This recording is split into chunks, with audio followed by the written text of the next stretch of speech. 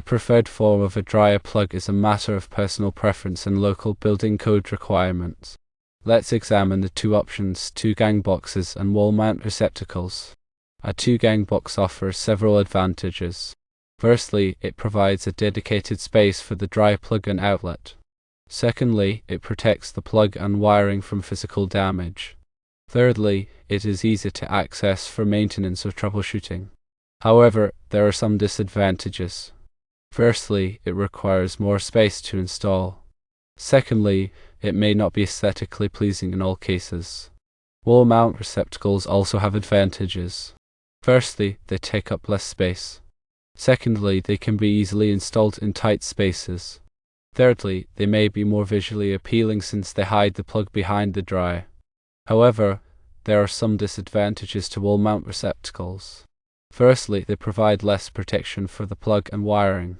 Secondly, they can be more difficult to access for maintenance or troubleshooting. Building codes may have specific requirements for dryer plugs and outlets.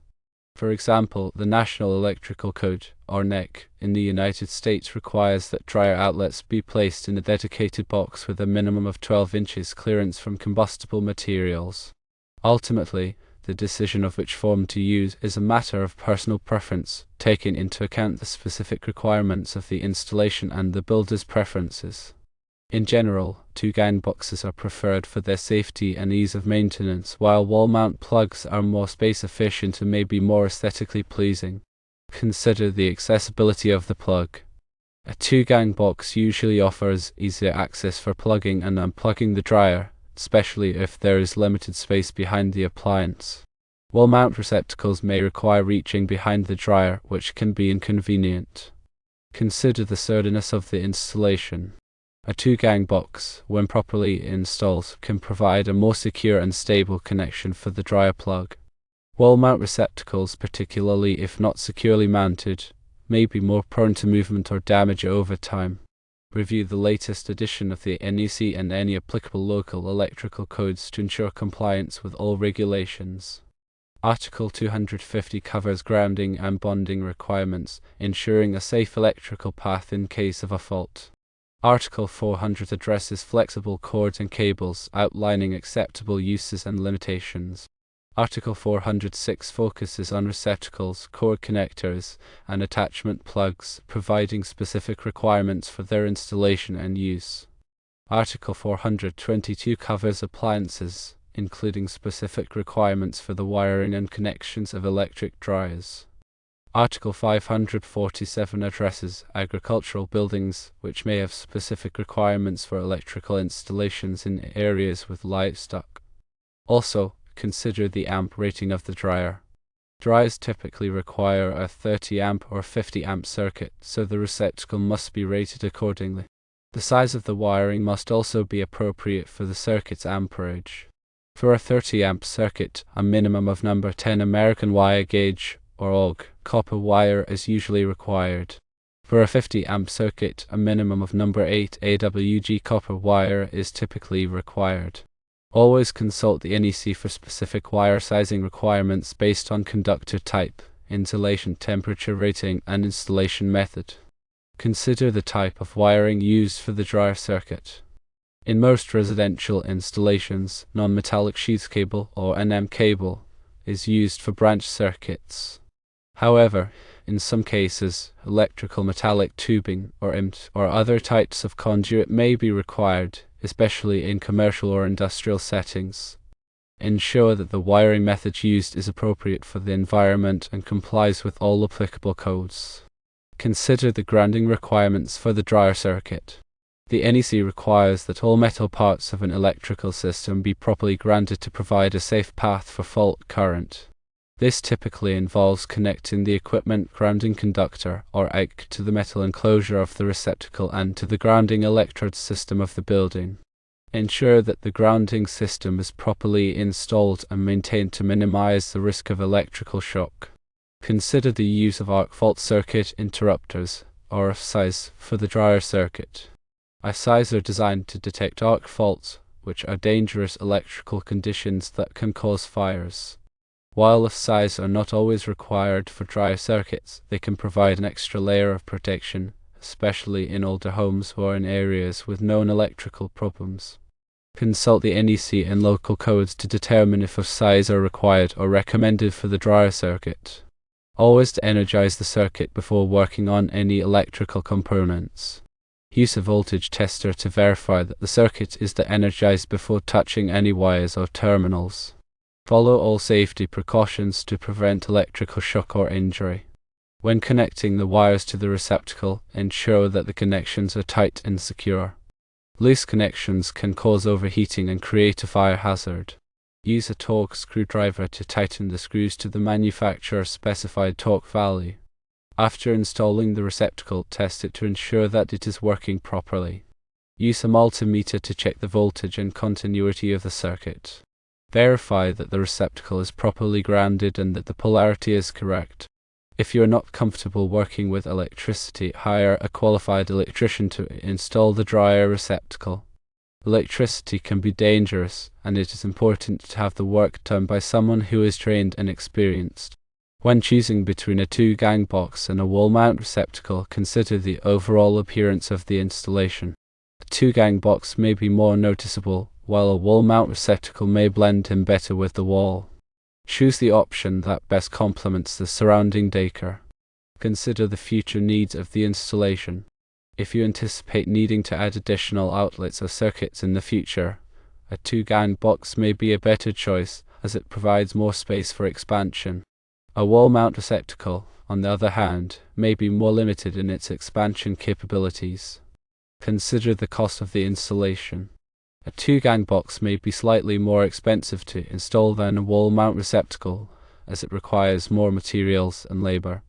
However, the added safety and convenience of a 2-gang box may be worth the extra cost. Consider the ease of replacement. If the receptacle ever needs to be replaced, a 2-gang box may be easier to work with than a wall mount receptacle, as it provides more room to maneuver. A wall mount receptacle may be more difficult to access and remove, especially if it is tightly mounted to the wall. Consider the availability of parts.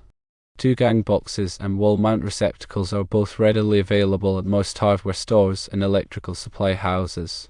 However, it is always a good idea to check availability before starting the installation to ensure that you can get the parts you need when you need them. Consider the manufacturer's instructions.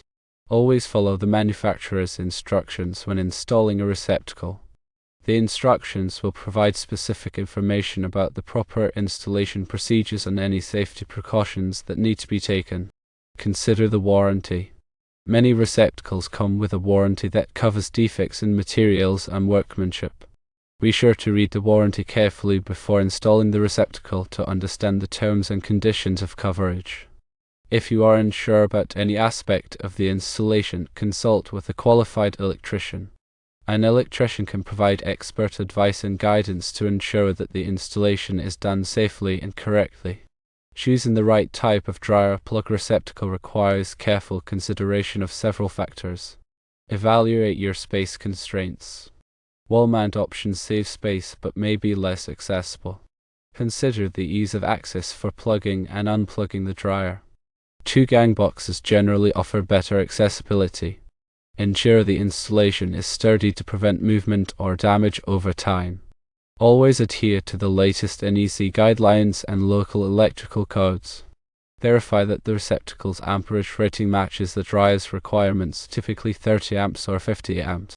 Use the appropriate wire gauge for the circuit's amperage.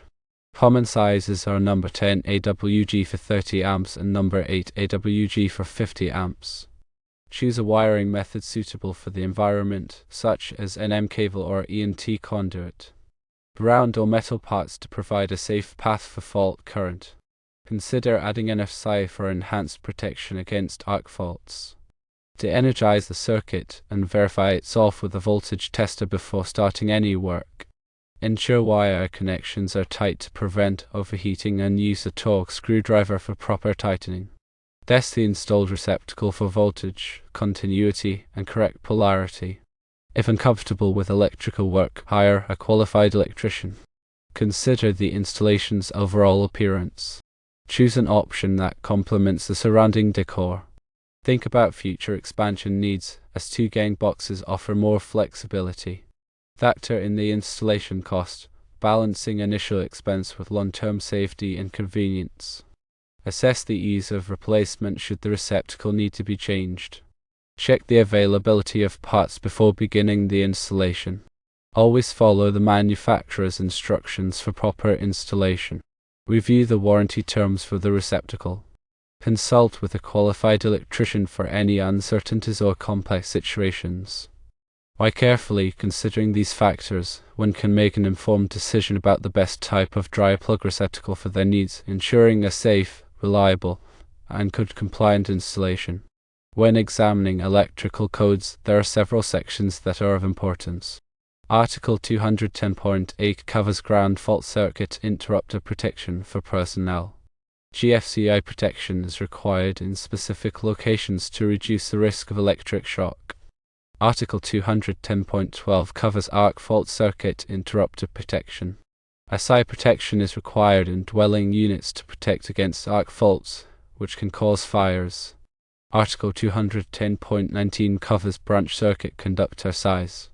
This section specifies the minimum size of conductors for branch circuits based on the circuit's ampacity. Article 210.21 covers outlet devices.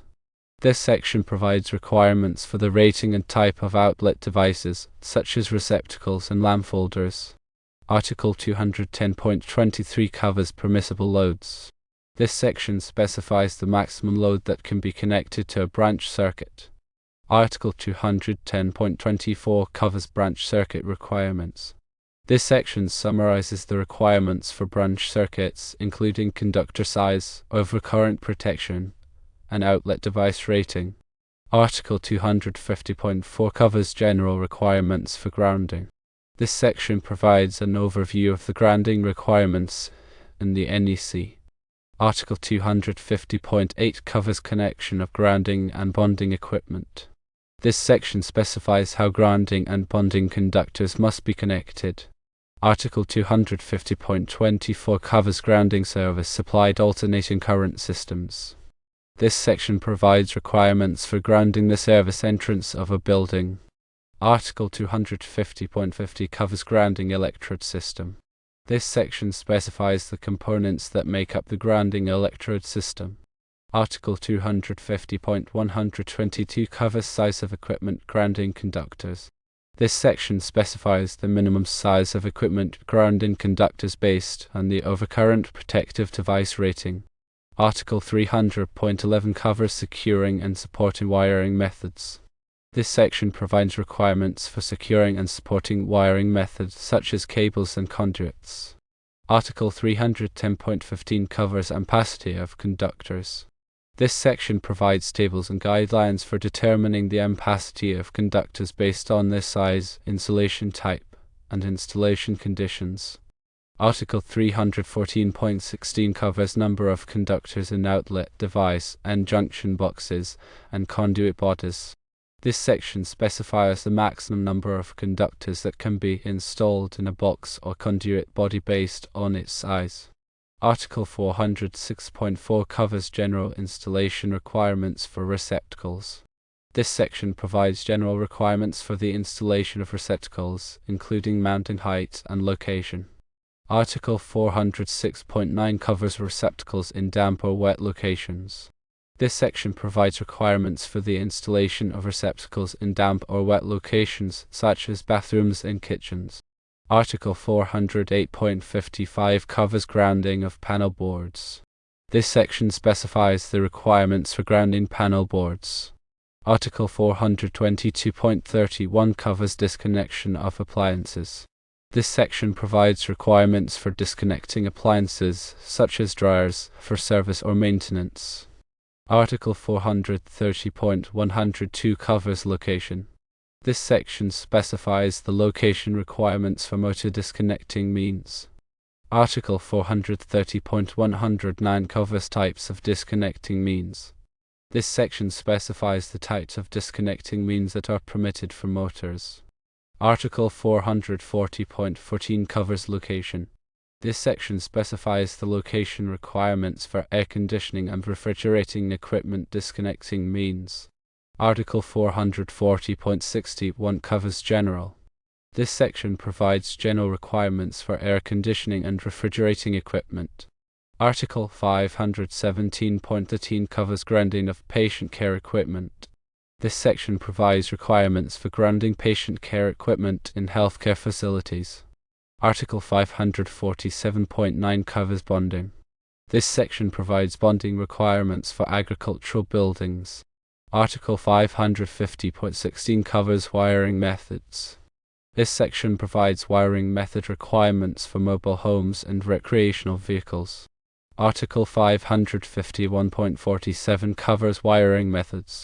This section provides wiring method requirements for recreational vehicle parks. Article 600.7 covers grounding. This section provides grounding requirements for electric signs and outline lighting. Article 625.48 covers equipment grounding. This section provides equipment grounding requirements for electric vehicle charging systems. Article 680.26 covers bonding. This section provides bonding requirements for swimming pools, fountains, and similar installations. Article 690.41 covers grounding.